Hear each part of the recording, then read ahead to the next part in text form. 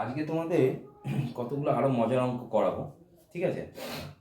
ধরো এরকম কতগুলো সংখ্যা দিয়েছে 25 স্কোয়ার, 35 স্কোয়ার, 85 স্কোয়ার, 115 তার হোল স্কোয়ার। তা আমরা তো 25 স্কোয়ার 25 ইন্টু 25 গুণ করলে আমরা গুণ করে করতে পারি, তাই তো? কিন্তু এটাকে শর্টকাট মেথডে কিভাবে করবো? শর্টকাট মেথড দেখো, শর্টকাট মেথডটা কি? ধরো 25 আছে, তো এ স্কোয়ার করতে বলেছে, তাহলে এ স্কোয়ার করতে বলেছে। মনে রাখবে যে কোনো সংখ্যার যদি শেষে 5 থাকে, কি থাকে? এই যে যেমন 25 শেষে 5, 35 শেষে 5, 85 5 আছে, 115 5 আছে, তাহলে এই যে 5 থাকে সেই রকম অঙ্কের ক্ষেত্রে, মানে সেই রকম সংখ্যার ক্ষেত্রে যখন তার বর্গ করব আমরা কি করব?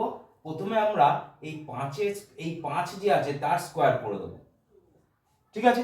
5 স্কোয়ার করে দিলাম। এইবার পড়ে থাকলো কি আমার এই 2 সংখ্যা, 2টা পড়ে থাকলো। এই 2কে কি করবে? 2 এর সঙ্গে 1 যোগ করে দেবে, করে দিয়ে তাকে এই 2 দিয়েই আবার গুণ করে দেবে। ওকে, তাহলে 2 আর 1 কত? 3 হয়। 3 এর সঙ্গে 2 গুণ করলে কত হয়?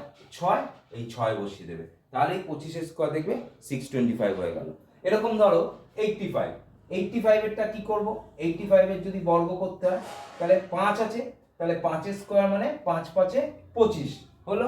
আর এখানে কি আছে? 8। 8 এর সঙ্গে কি বললাম? আমরা 1 যোগ করব, 1 যোগ করলাম, করে আমরা কি করব? এই 8 দিয়েই আবার গুণ করে দেবো, করে দিলে কি হয়? 8 আর 1 9 ইন্টু 8, তাহলে 8 9 72, তাহলে 7225। তো এইরকম হচ্ছে যে যে সংখ্যাগুলো শেষে আমার 5 থাকবে তার বর্গ করতে গেলে আমরা এই পলিসি অ্যাপ্লাই করলেই আমাদের অঙ্ক হয়ে যাবে। ধরো লাস্ট এইটা বলে দিই, 115 তার হোল স্কোয়ার, 115 তার হোল স্কোয়ার। তাহলে স্যার কি হবে? এখানে 5 আছে মানে 5 স্কোয়ার মানে 25, আর এখানে 11 পড়ে থাকলো, 11-র সঙ্গে আমরা 1 যোগ করে 11 দিয়ে গুণ করে দেবো। তাহলে 11 আর 1 কত হয়? 12। 12-র সঙ্গে আমরা কি করব?